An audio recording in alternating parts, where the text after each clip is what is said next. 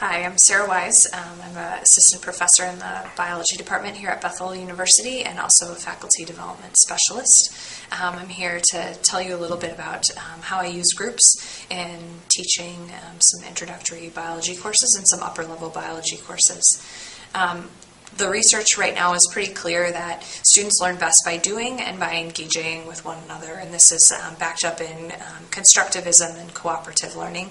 So one of the ways that you can bring this into your classroom is by forming cooperative learning groups with students. Now, when I say using groups in teaching, there's automatically a lot of red flags, both for faculty and for students. Students notoriously have had very poor group experiences, and as faculty, we've been on the other end of navigating and hopefully correcting and helping these student groups, which can be a very frustrating and time-consuming process. Through some work that I've read of Carl Smith at the University of Minnesota, I've been able to come up with a method for working with groups that's been working very well here at Bethel, and I'd like to talk just briefly about how you go about setting up your groups for success. So for establishing groups, there's going to be some key things to do to set them up to be successful. And the first is, once you bring your groups of students together, you need to help them establish a common purpose. Just being in the same class is not going to give them enough of a common purpose to be successful. And so you want to actually give them time to identify what their goals are for their group.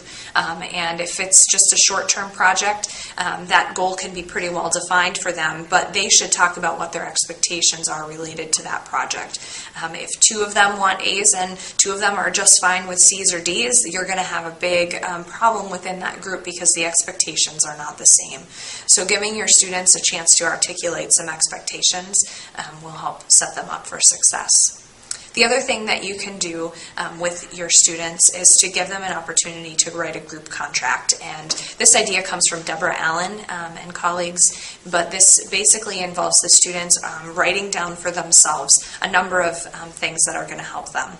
The first would be, what are the strengths that each person brings to the table?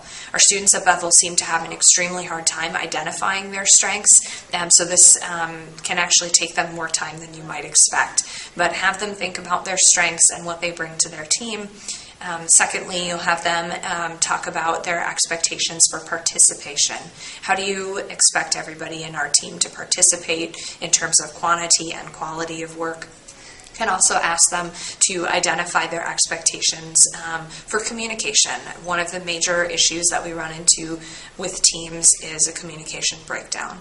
So by asking them to identify what's the medium that they want to use for communication, and then what some of the expectations regarding participation and communication are, that will help them be successfare. For example, students often choose texting as their primary means for getting in touch with one another.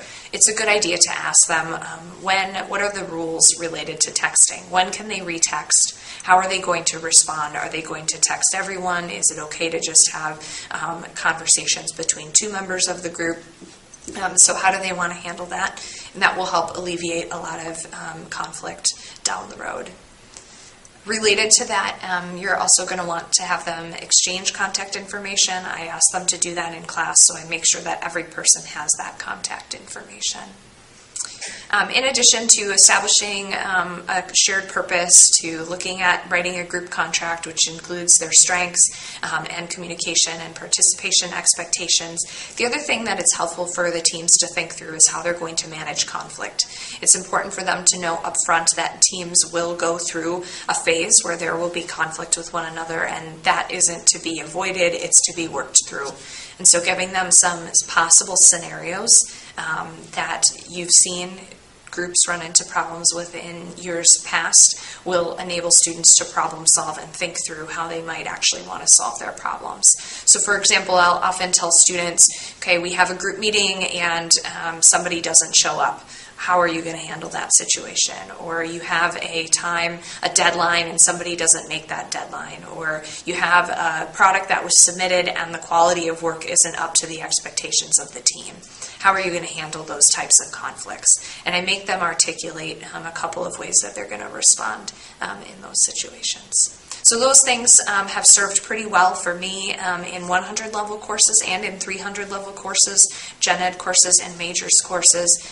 It does take some time up front to do this, but the payoff in the end is that you have a group that knows each other's expectations, they're aware of each other's strengths, they can talk about things that are productive for their learning in the context of the group in terms of participation and communication, and then they know what the consequences are. And this group contract then gets signed. I keep a copy of it. It's very useful for me to pull out when groups have areas of conflict. And so we revisit this contract during the course of the semester. So in class, there's a number of ways that I use the groups, and often it is in the case of group discussion. I will pose a question to the class, or I'll put up a figure and I'll ask my student groups to discuss and come up with a response. In an HC 113 or 112 type of classroom, there's a lot of writable wall space here. So oftentimes I'll ask them to write their thinking right up on the board. To generate a brainstorming list, I will ask them to sometimes make a claim and support that claim with evidence right on their whiteboard space, where there's a lot of accountability for the groups to accomplish the task that they were set out to do. So that's one way that I'll use them. I will also use them at the beginning and end of class in what I call a 4-minute summary. If there are 4 students in each of my groups, each student has a number, and these students are given a question. I will create a slide that lists out 4 different questions, one for each person. Each person at the table will take an opportunity to respond to that question in the context of their group. These could be content-driven questions, they could be thought-provoking questions, they could be personal choice or opinion questions. Sometimes one of my questions is for a group member, ask everyone else one question. So it doesn't have to be constrained to just particular content questions. I'll often use them at the beginning of class as a recap over the prior course, and I'll set up a couple of questions that lead us into the next session that we have together. I might also use groups to do modeling activities where I have students try to draw a system and depict the relationships within that system, and they will use the whiteboard space to do that. I'll have groups move from one whiteboard to the next to give feedback or critique other people's models or things that they've created on their whiteboard space, and that has worked out extremely well, especially in my 300 level courses this semester. In addition to that, I do a lot of data analysis work in groups, perhaps through the use of a jigsaw or just working collectively to solve a problem, and all of those have been very successful uses of groups.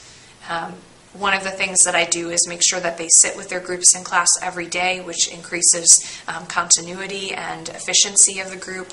They've developed working patterns that eliminate a lot of the transition time between one area of the course and another, and they're very familiar with one another, and that helps us continue to keep moving, and that seems to be working very well. In terms of things to keep in mind to help groups be successful, the biggest thing for you as an instructor, or for myself, is accountability.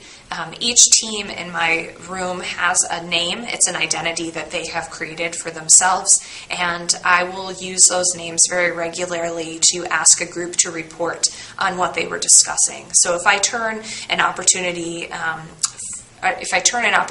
over to the students for them to discuss, I want to make sure that I am able to hear from them and that their time was well spent and that they don't get off track. So by calling on a group and keeping them accountable for their discussions, they have the opportunity to share what they've learned. We can hear it collectively, and it helps keep them on track because they know that one group or 2 groups are going to be randomly called upon.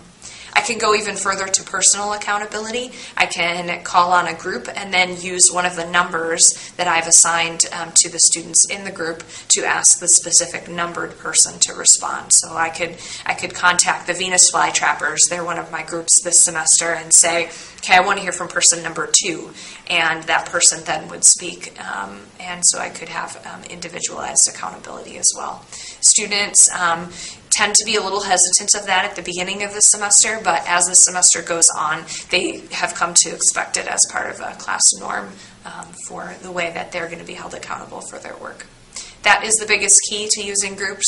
They can get off track very easily, especially as they become more familiar with one another. And so my biggest takeaway from working with groups is the high need for individual and group accountability.